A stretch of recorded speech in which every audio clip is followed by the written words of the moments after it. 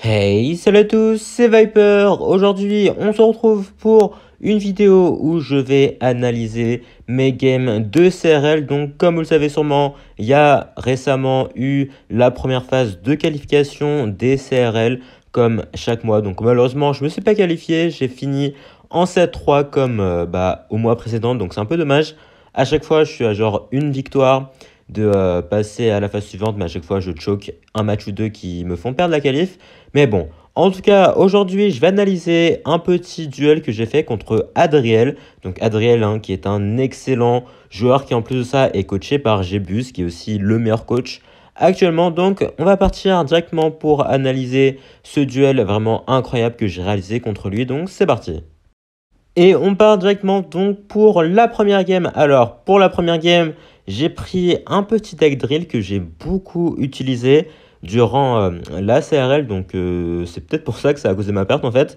Donc en tout cas, Adriel qui a pris le deck MK Prince. Donc je suis tombé contre Lucas aussi, qui est un joueur coaché par Gbuz également, qui a pris en premier deck le MK Prince. Donc j'ai l'impression que c'est un deck qui marche plutôt bien contre moi.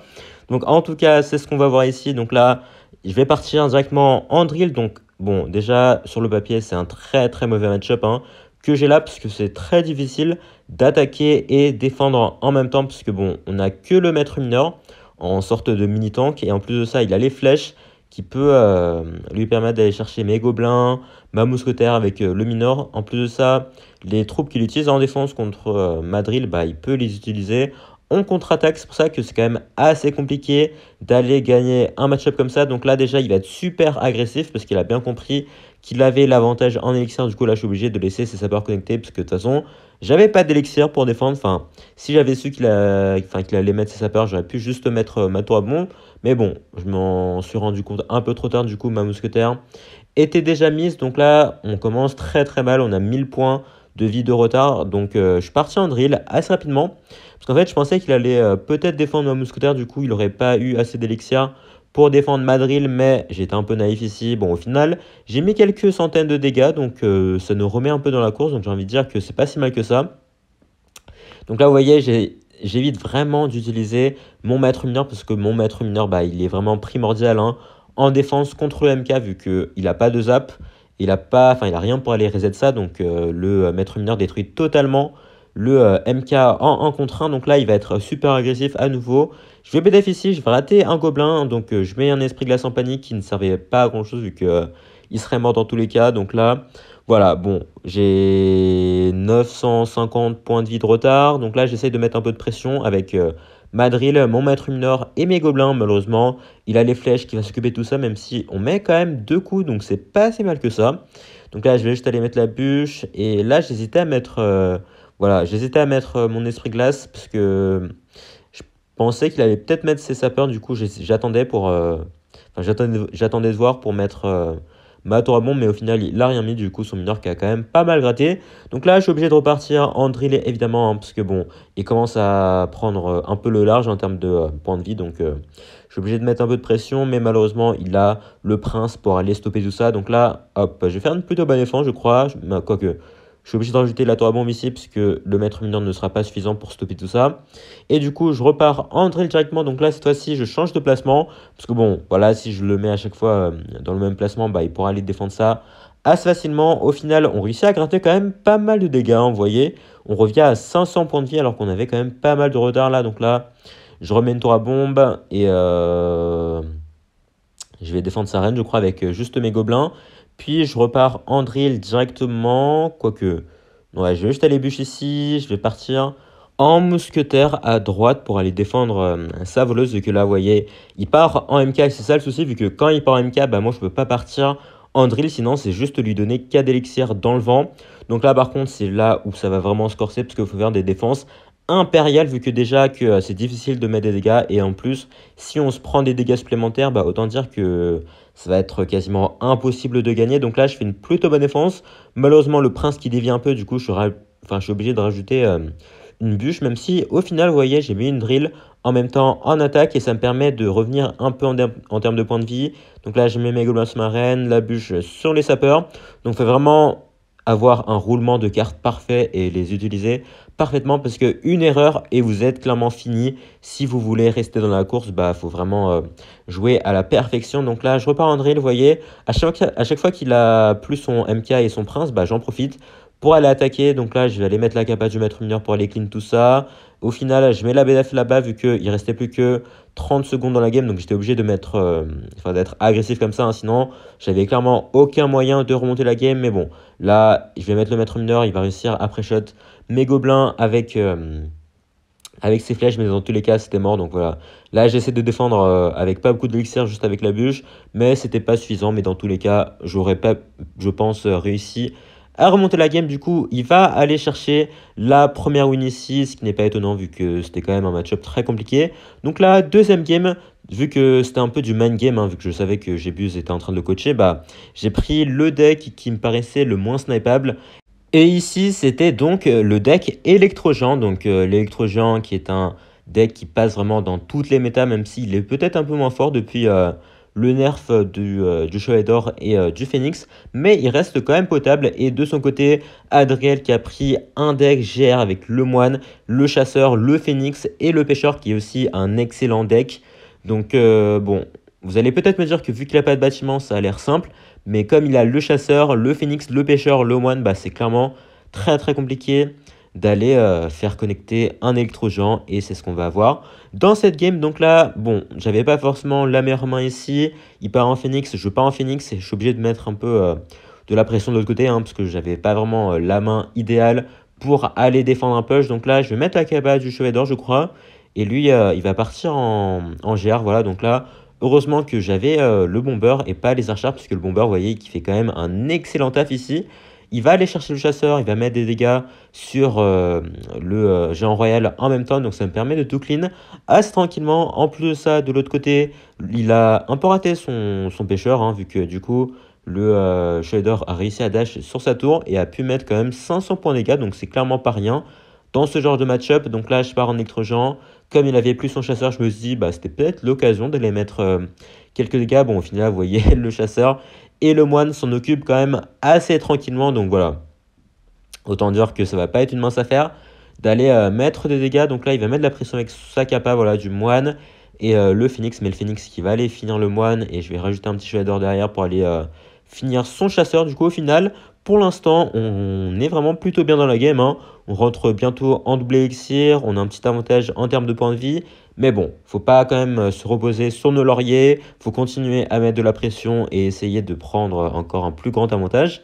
Et c'est ce que on va commencer à faire directement en x2. Donc là, je vais partir avec voilà, le fût pour mettre un peu de pression.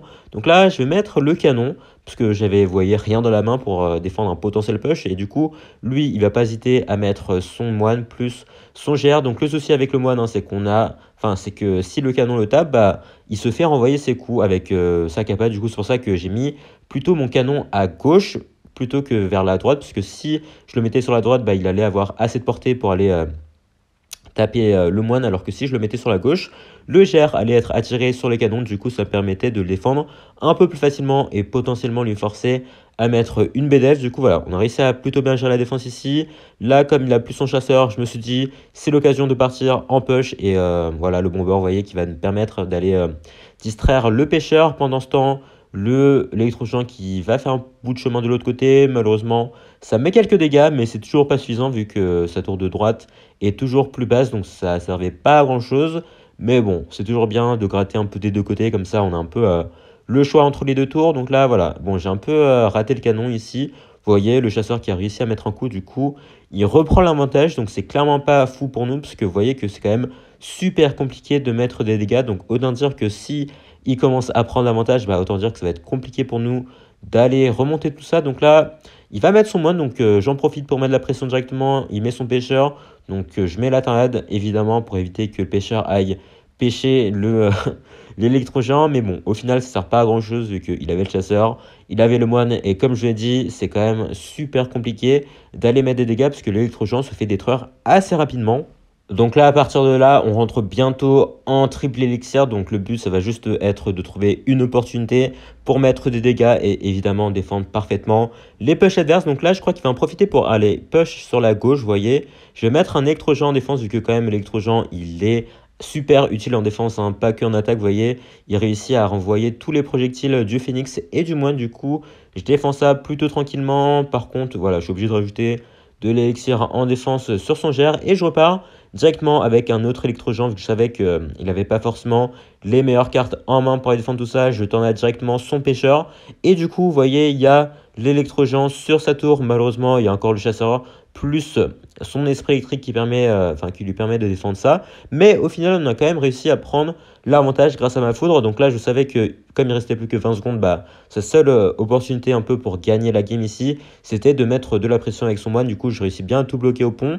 Son chasseur qui va se faire quasiment buter également, même si au final, voilà, j'excentre un peu mon canon pour éviter qu'il ait de la value avec sa BDF. Et ça, avec sa BDF tout court, oui. Et au final, je défends parfaitement. Et même si j'avais pas mis la foudre, bah, j'aurais gagné. Mais bon, pour la forme, je mets la foudre et au final, on remporte cette deuxième game qui était quand même super tendue jusqu'à la fin.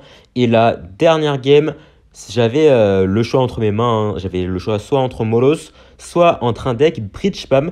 Donc je savais que le Bridge Spam, enfin que le Molos allait potentiellement se faire sniper. Du coup, j'ai décidé de plutôt partir avec le deck Bridge Spam, avec Moine, Séisme et Sornorage. Et le truc marrant, c'est que ce deck Bridge Spam, je l'ai totalement piqué à Adriel, puisque j'étais en train de regarder le Royal Happy d'Adriel pour un peu ce qu'il jouait dans ses games. Et j'ai vu ce deck Bridge Spam. Et je me suis dit, putain, il avait l'air quand même pas mal. Du coup, je l'ai pris dans mon set de duel, mais il faut se dire que je l'ai jamais joué de ma vie. Et au final, on va voir comment on s'en sort avec. Donc là, déjà, je commence très très mal. J'ai la pire main possible. Vous voyez, j'ai aucune troupe terrestre. Enfin, j'ai l'archer magique, j'ai le BL de combat, mais évidemment, on va pas les mettre directement en first play. Du coup, je suis obligé de de me prendre beaucoup de dégâts de la part du fantôme Morel. En plus, lui, il va pas me donner de répit vu qu'il a le sorcier électrique et plus l'arche magique directement pour accompagner son géant squelette. Donc là, je suis obligé de défendre comme je peux. Au final, on défend plutôt bien avec le séisme et le bûcheron, même si je me prends quand même un coup d'arche magique. Donc là, il a déjà 900 points de vie d'avance. Donc en plus de ça, faut se dire du coup que c'est un deck que je maîtrise pas du tout. Et on commence très très mal la game. Donc autant dire que ça se passait plutôt pas trop bien pour moi. Donc bon, là je préchote bien la drill avec le moine. Du coup, je vais être assez agressif ici. Je crois que je vais partir en cave à bélier à droite pour lui forcer à mettre de l'élixir, comme je savais qu'il avait ni sa drill ni son sorcier électrique. Et là, je vais mettre ma capa du moine à gauche, plus l'arche magique, ce qui me permet de vraiment beaucoup gratter ici. Vous voyez, l'arche magique qui va se faire un plaisir d'aller détruire la tour adverse. Mais là, fallait se concentrer un peu sur la défense, vu qu'il avait quand même 9 d'élixir sur la map. Et en plus de ça, il rajoute une charrette pour accompagner tout ça. Donc autant dire que là, j'étais un peu dans la merde, ouais. Donc j'attends d'avoir 5 d'élixir pour mettre mon cave à bélier et refocus la charrette sur mon cave à bélier. On s'est pris 2 coups au final. Donc on a quand même pas mal gratté. Donc j'ai envie de dire que c'était un trade plutôt gagnant pour moi, vous voyez. Donc là, il repart en drill évidemment, vu il avait beaucoup plus d'élixir. Donc là, je suis obligé de mettre un sort d'orage. Là, j'étais en train de spammer la capa du monde parce que je savais qu'il allait partir en arche magique. Heureusement, je l'ai mise à temps, du coup, l'arche magique qui va se faire détruire par ses propres ricochets. Du coup, c'est parfait. Donc là, on est en double élixir, il a 1000 points de vie d'avance, j'ai un deck que je ne sais pas jouer, donc là je tente un peu tout et n'importe quoi, hein. Vous voyez, enfin bon, j'ai déjà un peu joué des decks Bridge Spam, mais je savais clairement pas quoi faire dans cette situation, du coup je joue un peu en mode YOLO.